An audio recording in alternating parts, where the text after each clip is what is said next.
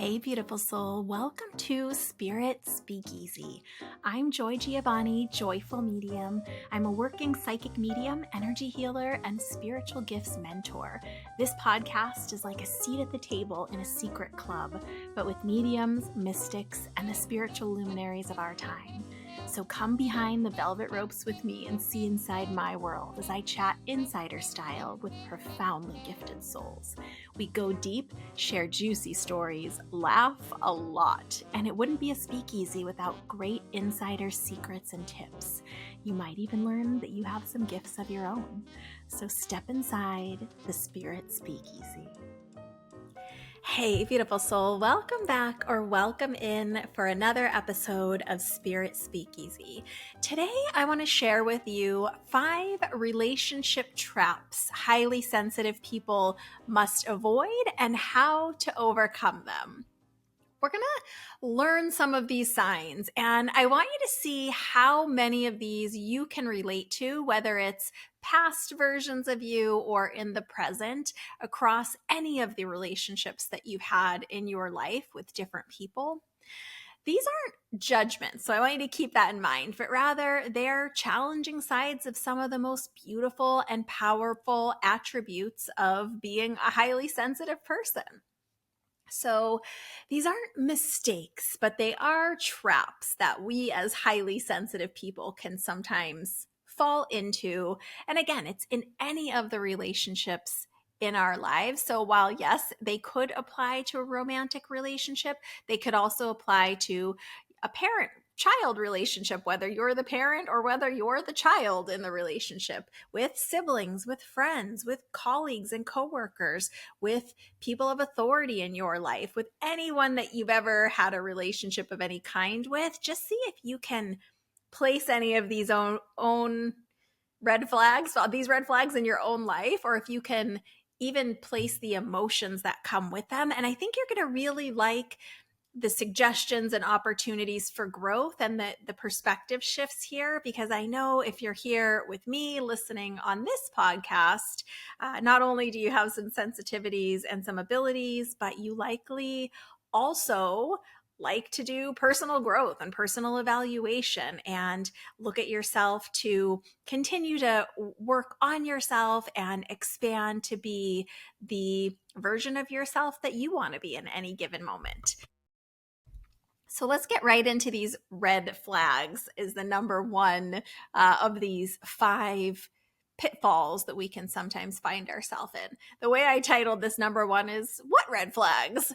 So this can look like family or friends or even sometimes ourselves seeing red flags and ignoring them. And then we're also hard on ourselves on the other end. So say we distance from the relationship or the relationship falls apart. And then on the other end, we're hard on ourselves and we kick our intuition in the closet for failing us when there's a part of us that sort of knew it all along that there were these red flags. So don't beat yourself up is part of what not to do with this one. You want to believe and see the best in people, which is a great quality of yours, but it can also tip into the unhealthy end of that spectrum when we ignore potentially harmful behaviors because we love those rose-colored glasses as sensitives, right? We want to see the best in people. We want to believe that anyone can change or anyone can grow. And while maybe that's possible, they have to want to change and want to grow. And it's okay to want to believe the best about somebody, but it's also necessary to be honest with ourselves about things that might be unhealthy or harmful or maybe just not in alignment with us about that person's behavior. Sometimes it can even have to do with our own upbringing. Were you ever around and thought, like, don't say that about that person. That's not nice. Don't be mean. Don't be rude. Many of us are taught to kind of override our own gut feelings. I think if we think back in our youth, our childhood, there often is it could be a person in the family, it could be a family friend, it could be a teacher that you might yourself remember thinking like, oh, I don't like that person. And someone told you, oh, don't be rude, or, oh, you have to give that person a hug, or, oh, no, we believe that teacher over all of these kids, for example. It's part of our cultural experience, certainly in North America, but definitely in most of Europe and in lots of other countries as well, that we want to be polite, not rude, agreeable, right? And I want to say, not always only women, but particularly women or female identifying people are trained to be subservient, to be, you don't want to be offensive, you don't want to step on toes, you don't want to make people uncomfortable. So under this guise of manners or being polite or behaving in the correct way, minding our own business, sometimes we override these gut feelings. So the work here is really to practice noticing subtle flags, because so many of us have been trained away from them, like we were just talking about, and have been trained to sometimes just not even notice them anymore. Or if we've had a certain brand of tough upbringing, we might perceive someone who is kind of a mean bully personality, we might perceive them as strong and favorable, or they really get things done, or they're going to really protect me. But really just working with practicing noticing the subtle red flags just in your day-to-day life. You could even practice noticing people's personality quirks, not dismissing something at face value, but really noticing what's underlying about that. Because often our personality quirks say something about our emotions. Could say we're a fearful person, could say we're a confident person, could say a lot of things about someone. So even just, not necessarily that those personality quirks or traits are flags, but just noticing those flags. Notice emotional language and expressions as you go through your day to day. And just practice being truly honest with yourself, even when the truth conflicts with what you want, right? Sometimes we have this way of even internally trying to manipulate the situation or the details or the facts based on the outcome that we want. So that's what you can practice, is really just being honest with yourself, even when the truth conflicts with what you thought you wanted. You could consider something like a truth journal and ask questions or use prompts like the hard, painful, ugly, whatever word you like in there, secret truth that I'm not admitting to myself about this person is, or the hard, painful, ugly, secret truth that I'm not admitting to myself about this situation or this choice is. And just keeping a journal for yourself where you have somewhere that you can really dive into hard truths that you're trying not to look at, right? Because that's what we do with red flags often. We see them and we dismiss them. We don't want to look at them for one reason or another. And there may also be some healing or some growth available around trusting yourself, that self-trust. You could consider journaling about what feelings or thoughts these following bring up for you. So I'm going to give you a little list of journaling prompts. You can come back and write them down so that you can work with them in your own journaling. And again, it's what thoughts or feelings that these bring up for you personally. I fully trust myself. I fully trust myself. I trust the inner nudges I receive. I trust myself to make good choices for me. My gut feelings are valid. I'm willing to see the whole truth about people and situations. And if there's something specific you're working on, you could even insert a name or a situation in there and just write what thoughts or feelings that brings up for you. I'm always honest with myself. I have permission to trust my gut feelings. And so the way to use those prompts is just write them down, or you could even pick one or two of them that resonate with you. And it's not thinking about the prompt, it's just starting to write your emotional response, your first reaction, your knee-jerk thoughts, feelings, energy, And it's really just a way in to look at working with ourselves. And if you wanted to take it to the next level, you could do something called mirror work. Mirror work is really a lot what it sounds like. It's, you could either sit with one of those little handheld small mirrors, or a big mirror like a bathroom mirror, or if you even have like a tall like a full length mirror, you could sit in front of that if you wanted. And it's just saying each of those prompts that I just listed out, those statements, while looking into your own eyes. So you want to say them to yourself, looking into your own eyes, and then just feeling what thoughts, emotions, memories start to rise up as you do that exercise in the mirror, and then journal about it. And really the thing to know is just don't judge yourself, because it's just you with you. There's nothing to be afraid of. Even the deepest, darkest secrets, you don't have to share with anyone else, but it's just a different way to go a little deeper with yourself.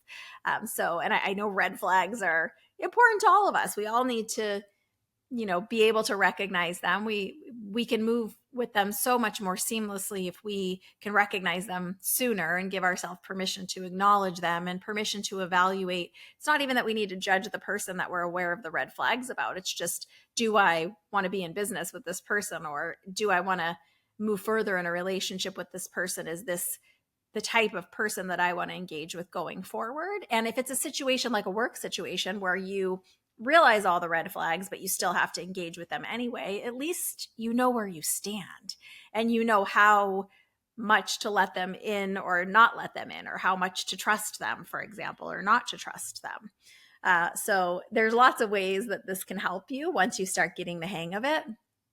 Number 2 on this list of relationship traps that highly sensitive people must avoid is this idea of dimming your light. Now, you may have heard this before. It's sometimes talked about in pop culture these days with all social media. It's this idea of just turning down your natural shine, your natural personality, the vibe of who you naturally are. So if you notice that you're continually needing to, quote unquote, turn down either your opinions, your personality, you feel like you shouldn't share your wins, big or small, you feel like you need to focus on the other person and minimize yourself. For example, you might be frequently, quote unquote, too much for someone. If someone's telling you, oh, you're too much, or you're too much with all these emotions, but it's usually some version of the words too much that are in there. And you being too much for someone will ultimately make you feel like you need to turn it down, right? If it's too much, you gotta reduce that flow. You gotta reduce that intensity of the emotions or who you are. And this is not a sign to change yourself. They just might not be the right person or friend or business partner or relationship that's the right fit for you, or for you in this moment even. It's, again, not a sign that you need to change yourself, although it's a great idea to find, like, for example, a good therapist if you're able to have access to help you process and learn and see, is there more going on in my emotions here, or is this person aiming to control, right? So sometimes we're taught that it's kind to keep ourselves small, or that we should want more, like we shouldn't want any more attention than we're getting, we shouldn't want any more success than we're having, we shouldn't need to be the winner, for example. And while, yeah, that can tip into the challenge too, if someone's needing to win all the time to the point where they're no longer being kind or compassionate.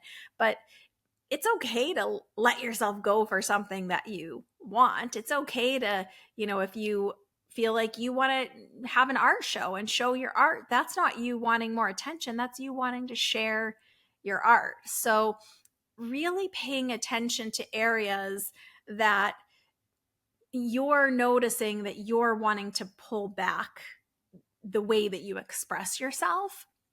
Even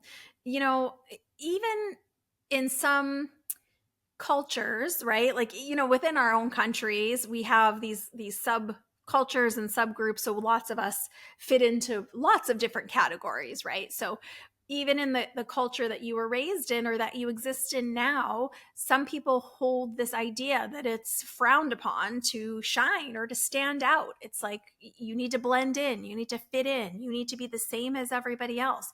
Why are you, singing louder? Why are you dancing brighter? We've all seen those clips on social media. I'm sure there's a few different ones of like kids dancing at a recital, and then there'll be one kid in the video that is like really feeling the music and really just going all out with the movements. There's a couple different ones that I'm thinking of, but why shouldn't they? Why shouldn't they really give their best performance or shine as bright as they can?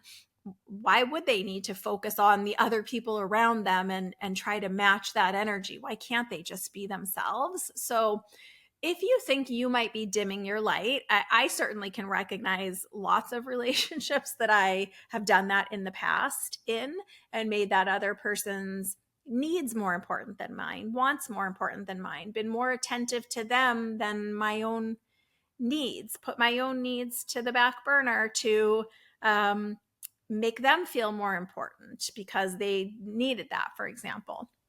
So you can explore questions like, is it safe to be me?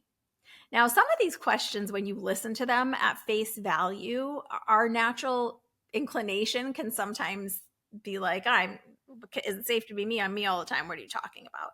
So I encourage you to just make a note of these and then sit with them in a time where you have more space, where you're not rushing off to do something, where you're feeling the answers and not thinking the answers. I hope that makes sense to me. So the prompts or things to consider with this dimming your light challenge is it safe to be me? Because sometimes we're dimming our light because we're afraid of being judged. I know that I didn't share about my mediumship for a long time because I was afraid of being judged. It didn't feel safe to express that part of me in certain company. Who do I pretend to be is another question. Who do I pretend to be? I think we all at some point in our life can identify. I mean, I feel like in my life, it's always been a part of my life where with different people, I'm a different version of myself. I wear different hats, I'm in different roles, right? And yes, to a degree, some of that's natural, but are we the same person? Do we have permission to be our whole self, or are we pretending to be someone else that is more acceptable, supposedly, or that is more highly regarded, right? Are we pretending to be something different? And I like the opposite of that question too. Who do I pretend not to be? This version of this question always makes me think of something in my family that happened where my grandparents immigrated here, and Italian was both of their first language and both of their only language for a long time. And my grandma really wanted to hang on to, I would assume, to hang on to that culture, that heritage.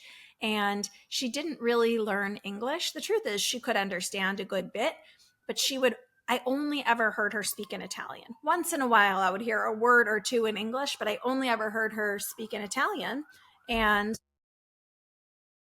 when my dad was growing up, he was one of 10 and he's on the younger end. And when he was growing up, if you spoke your own language of origin, like your own familial language, if it was anything other than English and you spoke a different language back then when he was growing up, people were considered like not American enough. And so while he was trying so hard to fit in, he would pretend to be English as a first language. So who do you pretend not to be? It can show up as something big like that, like something about the origins of who you truly are within yourself, or it could be something small. It could be, I pretended, it's not that I pretended not to be a medium, but I didn't let it out of the bag, right? So who are we pretending not to be? Are there things that we feel like we need to dim or hide about ourselves to make other people more comfortable? And this last question with this dimming your light is, if I wasn't afraid to shine my brightest, I would, and then you fill it in. I would do, I would say, I would be, because the truth is that most of us, even if we're working on ourselves, even if we're on this journey of personal growth, we still have some level or degree or shade of fear of judgment, or most of it's fear comes down to fear of judgment. I can phrase it a lot of different ways, but most of it comes down to fear of judgment. And so we don't shine as bright as we could in all the areas that we might want to. We don't always, really let ourselves expand or really let ourselves seize something we want, because we have these unconscious beliefs or programs or patterns or cultural expectations that perhaps we don't even realize in some cases.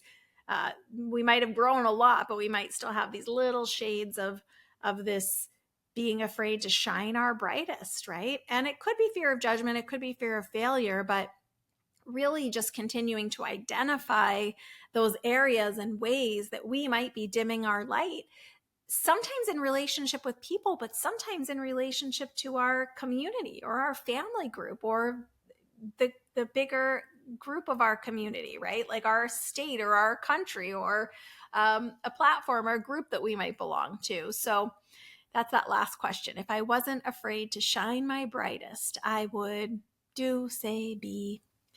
Okay, this third one might surprise you. The way I wrote it, this third trap, relationship trap that highly sensitive people sometimes fall into and must avoid, I wrote it as empathing all over people. Just because you can feel other people's emotions or you could imagine what they might be going through doesn't always mean you need to, quote, fix, help, or advise. The question I try to ask, I struggle with this one sometimes, to be honest with you, because I'm a helper, and I know so many of you are natural helpers, especially with people we care about. We just want to help, or we just, can feel their emotions, or we are assuming or thinking we understand some advice for them. So asking yourself, did they ask for your help?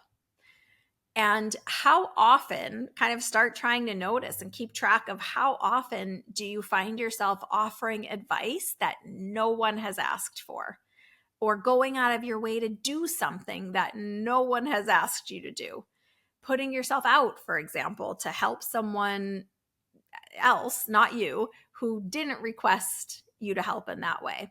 This is an area of growth that we can strengthen our own boundaries and our boundaries with others. So for some, even more could be going on when this starts to show up. For some, this can be almost like a sneaky self-sabotage maneuver, subconsciously placing yourself in prime position to step into that archetype of either the martyr who's always putting themselves out to help everyone in an attempt to either gain approval or love or acceptance, or sometimes even to make themselves needed to avoid abandonment. So you can see how this can tip into the shadow aspect of this challenge, this desire to help and care about and want to give advice or want to show up for someone, right?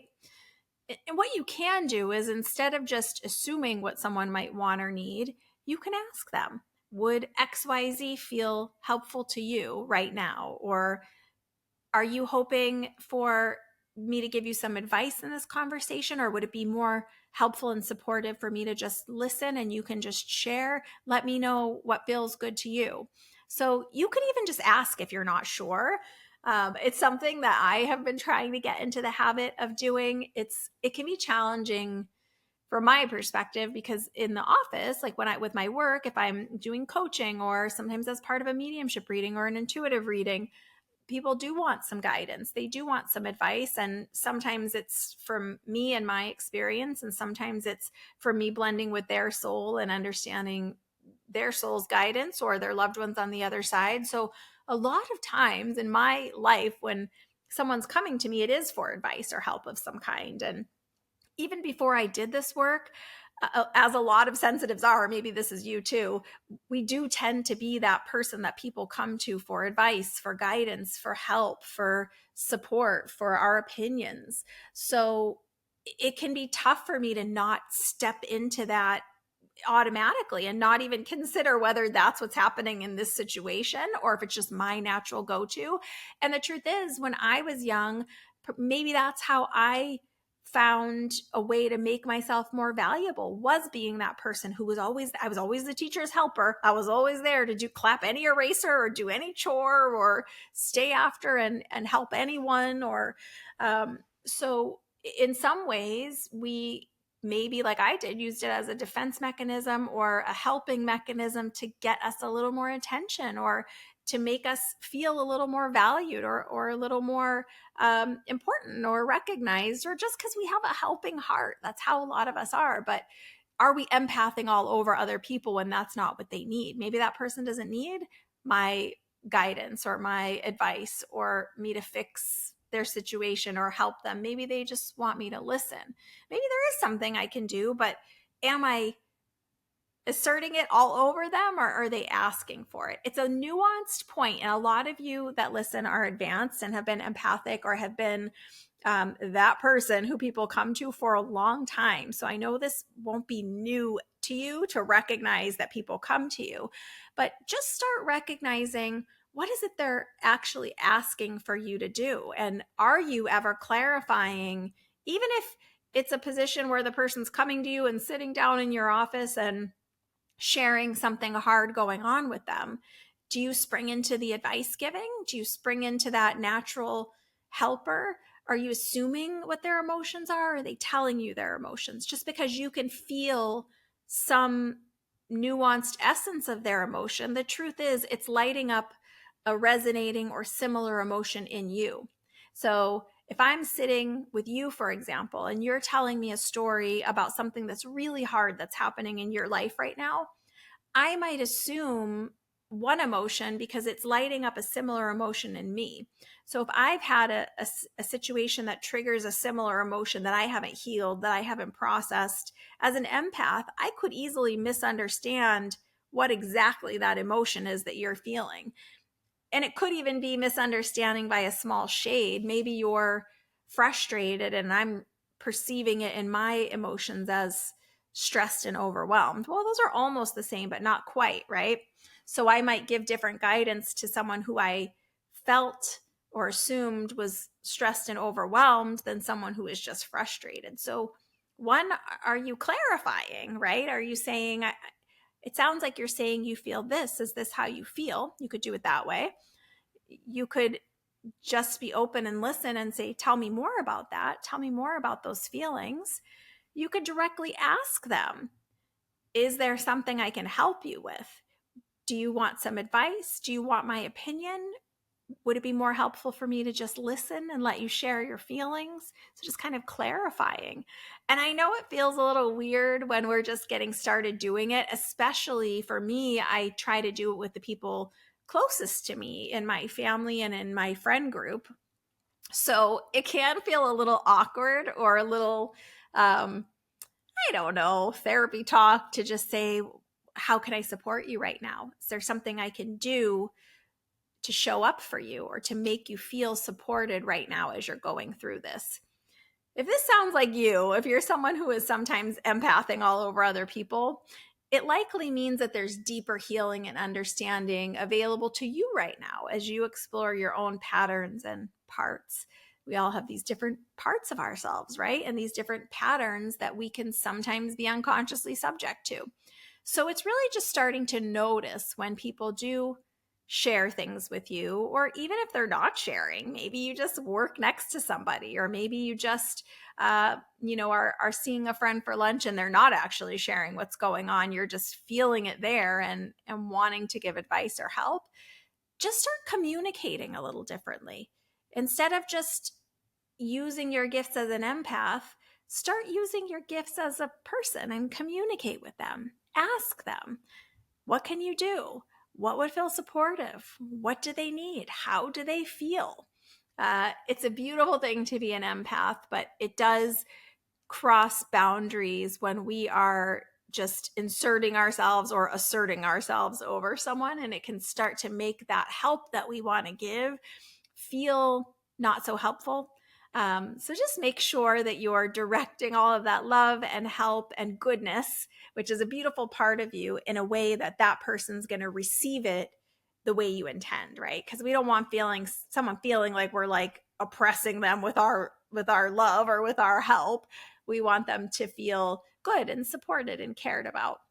So just making sure that it's being received that way by the person who's actually receiving it. Number 4 in this list of 5 relationship traps that we can get ourselves into as highly sensitives, it's a lead-in from what we were just talking about. Keep communicating. Don't just shove your feelings and opinions down or to the side. Say what you mean what you say. It's okay to take time to process, but you do need to be direct but kind. Make clear requests and boundaries and state them out loud. Then kindly reinforce them. It's okay to ask for what you want and what you need. Get clear on your own emotions and needs and express them, and expect others to do the same. Sensitives can also often slip into this passive aggressive or even sometimes aggressive behavior if we're holding on to our own needs and not allowing ourselves to be seen in the relationship, and then we're doing for others. We can start to feel passive aggressive, like our needs aren't being met, but are we communicating them? Don't expect others to guess or intuitively know or understand your needs. Don't assume you're correctly intuiting or understanding what someone else is needing or thinking or feeling. Ask them. I'm assuming that you are feeling this. Is this correct? The story you just told me, when I'm putting it together and listening, it sounds like you are thinking about doing this. Is that what you're thinking? So just verifying, asking, and sharing how we feel. If it's us that's needing to share something or us that has a boundary, don't just expect people to know what your boundaries are.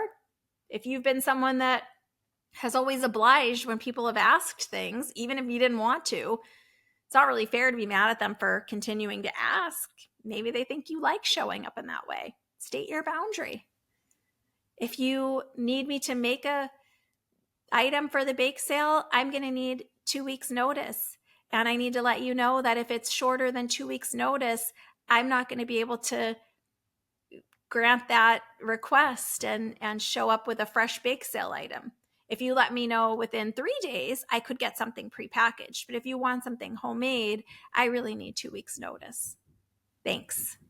So really just starting to say your needs instead of, I've been the mom who's been very frustrated by the last minute bake sale request. So if you're struggling in this area, it could indicate you have some fear around setting or holding boundaries. I think a lot of us do at different times and in different ways. You could possibly even have some fear of abandonment or rejection, maybe even fear of not getting your own needs met. Sometimes we're afraid because of our own history or experience, either as an adult or a child, maybe we didn't get our needs met. And so we're afraid that if we ask for what we need, we're going to get rejected, or we might not get our needs met. Or maybe it's back to that, we're going to be too much. We're going to need too much. So there could be some healing to do around that within ourselves.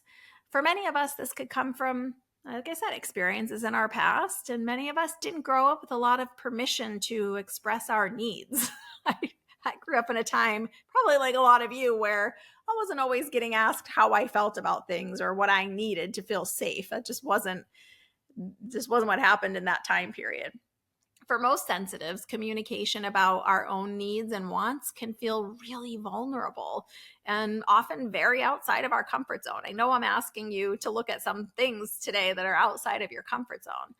Saying difficult feelings that we feel is hard enough, let alone the idea of keep doing it, keep communicating, right?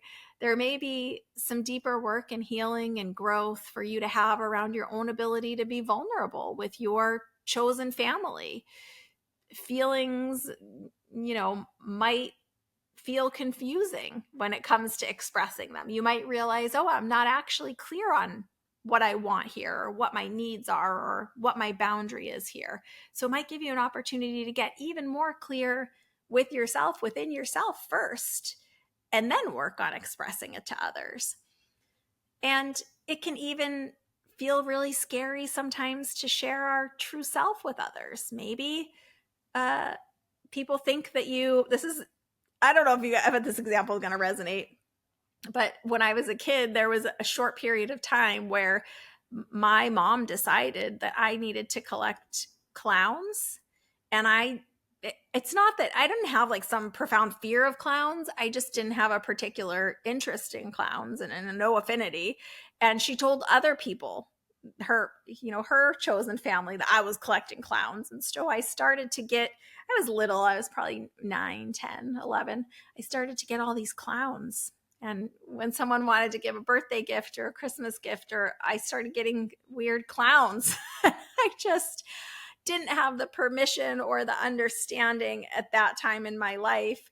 I mean, I'm sure I voiced to my mom that like I don't care about these clowns, but because I remember her saying, no, you need to collect something. But I definitely wasn't going to tell some people that I even loved and cared about, that I had my own relationship with as a kiddo. I didn't have the permission or the words or the vulnerability to say, I don't want to hurt your feelings. I love that you think of me and want to give me something. I don't like clowns. So there might even be something like that where it's a positive thing that someone wants to do something nice for you and you're not able to articulate you don't like it. My best friend and I have a joke. I know a lot of people love spas and spa days and different types of like treatments, nails done, and all of those things. I've done all of those things, but I don't particularly like it. I don't find it really enjoyable. Personally, it's often physically uncomfortable. I tend to be physically very sensitive too. And we have this joke about, that like she also doesn't like that kind of stuff. And so we both have a boundary around that for ourselves, that that's not what we find to be a romantic or relaxing or fun day. And we've had at times when we didn't have the boundaries or the ability or the, I don't know, communication skills to tell people in a kind way that we didn't like it. Both of us have gone on many spa dates in our lives that we just, even though it's a sweet thing, we could have asked for something different, or we could have shared our need, or even ahead of time, right? So what are the instances that you can think about where you didn't communicate your own wants or needs or boundaries, and maybe you even got frustrated with someone for feeling like they were walking on you, but you didn't make a statement yourself. You didn't say what you'd rather have, or you didn't feel like you could be heard. And if you notice in a particular relationship that you have been working on stating boundaries and communicating, but that person is not respecting your boundaries, well, then that's something to look at about that relationship and perhaps why. Maybe it's just in the dynamic and maybe it's something you can accept and continue to work with, but maybe the nature of the relationship is one where they do need to be respecting your wishes, your needs, your boundaries, and taking a look at why it is that you're allowing that person to continue to show up that way. So you see how there's lots of growth we can have for each of these. And again, for most sensitives, communicating about our own needs and wants, it can feel very vulnerable. So be patient with yourself and do work on getting clear within yourself about what you need and want first, so that you can really have more security in expressing it. And it will feel vulnerable and outside of your comfort zone sometimes, but stick at it because you are important and valuable, and you get to have needs and wants and boundaries and have them met as well. This number 5, last in the list here of our 5 relationship traps that highly sensitive people get to avoid or get to work on. I wrote it as big codependent hearts because you're a beautiful, highly sensitive soul. You likely feel the emotions and moods of others, whether you know it or not. It's likely unintentional some of the time. You may have even learned in childhood or at some point in your life so far, if you grew up with an emotionally unpredictable person in your life, to take the temperature of other people and adjust your emotions, behaviors, needs accordingly. And this creates codependence. It's sort of the definition of what codependence is, setting our emotions by the emotions of someone else. As a natural nurturer and carer, you can be especially susceptible to becoming too aware and too dependent on the opinions, approval, emotional validation, or support of someone you care about. In some cases, this can tip into that unhealthy part of the spectrum of the emotions if we're hiding ourselves back from exploring our own hobbies or our own interests, for example, because this person might judge us. You know, just because we care and we want others to be happy, it's finding that balance between, can we find happiness? Can we enjoy something? Do they need to approve of it? Can we be autonomous on our own? Sensitives can also take on their partners or friends or loved ones' stress or emotions as their own. This can lead to emotional overload. This could lead to completely aligning our emotions with someone else throughout the day, kind of checking in energetically, intentionally or unintentionally, to decide how we need to act, right? Codependent, dependent on someone else. And maybe they're dependent on us behaving a certain way as well. And again, this can lead to being dependent on their mood to set our own. In its most challenging forms, it can land us in relationships with narcissists or with people who have narcissistic behavior. But codependency can come in a variety of types of relationships, not just with romantic partners. At its core, codependency involves a dynamic where one person's happiness and sense of self-worth becomes tied to another person's well-being, emotions, approval, needs. That can happen in almost any type of relationship. Again, this is an area where growth and deeper self-understanding is possible. This is a good place to remind you that I'm not a therapist, but I wholeheartedly believe that if you see yourself in any of this, you could likely benefit from therapy of some kind. And I think all of us can, right? This is an area I'm continually growing in myself. It's very hard for me as a mom to keep my emotions independent of my kids, for example. When they're really going through it, my emotions are affected. I'm literally actively working on this right now in my life, in my existence. Just because my kids are adults, for some reason I thought it would feel different, and it does, but also I notice it's still there. So I'm actively working on it. I'm learning to hold the energy of caring deeply and completely for them as things rise up in their lives, but also trying to manage my energetic, emotional, and physical responses to, like, text messages, for example. Um, Not too long ago, one of my kiddos had something really stressful, not like a life and death situation, but a really like validly stressful situation in their lives. And they were texting me throughout the day about it. And I was at work. I couldn't look at my phone. And the urgency and number and rapid succession of texts is often just how they communicate. But I could feel my own anxiety rising, wanting to check and make sure everything was okay, wanting to help manage their emotions, wanting to support them because I care, but I really can't take it on to the point where it totally destroys my focus and I couldn't give a reading, for example. So it's something I'm always working on myself. It's gonna rise up for us. So don't judge yourself, because as an empath, as a sensitive, of course, we care so much. So we don't want to fight that natural part of us. It's who we are, and it wouldn't even work to suppress it. But just working on managing our own energy, our own emotions, our own physical responses. And, I've had a lot of tough relationships in my life, as I know many of us had. And I do have different degrees of, like, PTSD, for example, that my body will have an actual physical response when I feel anxious about someone else's emotions. So it's something I can continue to work on, and I will continue to work on, but it's something I need to notice and actively work on. And maybe it's the same for you, but definitely we're all always a work in progress. So I'm so curious to know which of these five you see yourself in. I want to give you some final thoughts on what I've learned so far.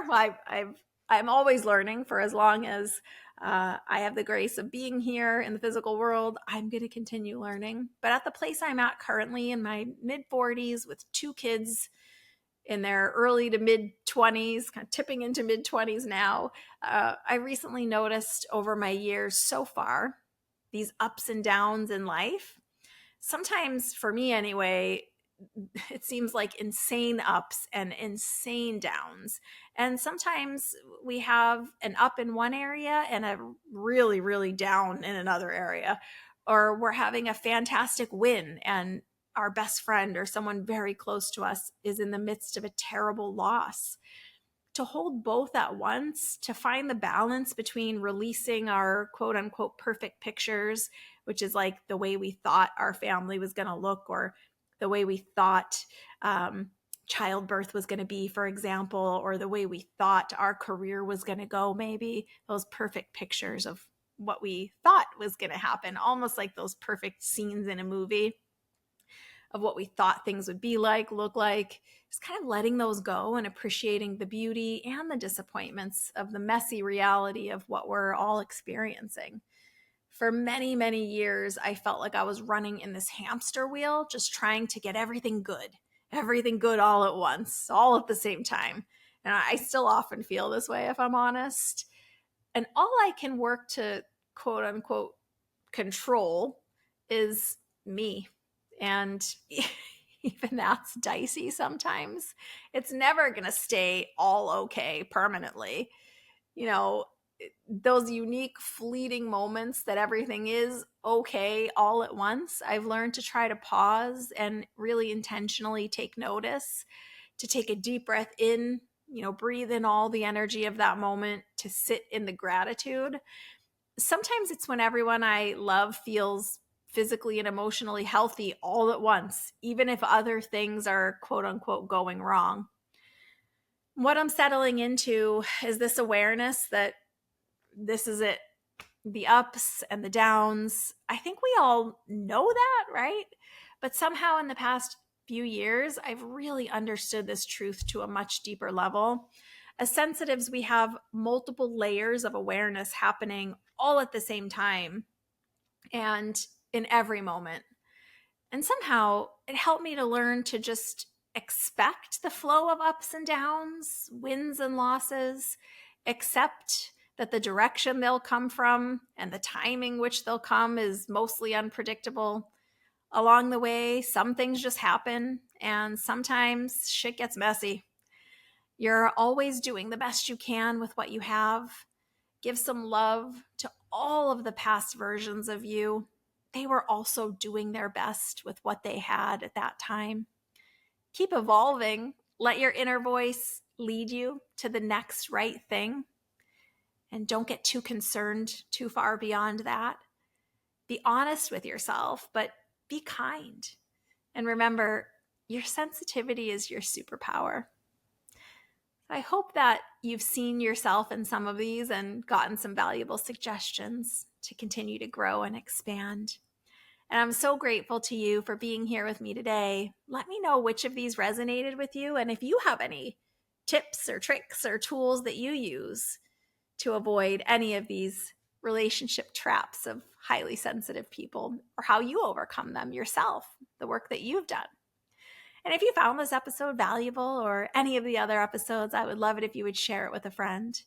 And if you go to the main page, wherever you're watching this, and hit that subscribe button, it lets the powers that be, all of the internet magic, know that this podcast is valuable and being heard. And it lets me know that you're listening out there. I truly appreciate you and so excited for wrapping up this year and seeing what next year has to offer. We have so much coming in these next several weeks. I always love as we approach the end of the year with this podcast, because we start doing a little bit of introspection and retrospection and prediction and getting ourselves ready in the energy. So I'm here, we're here to share and to maybe give you a little break, to hopefully have some laughs together and hopefully teach you a few things here and there. Like I said, I'm always still learning, and I love getting to have you learning alongside me sometimes. So thanks for being here. Big hugs. Lots of love. Bye for now from inside Spirit Speakeasy.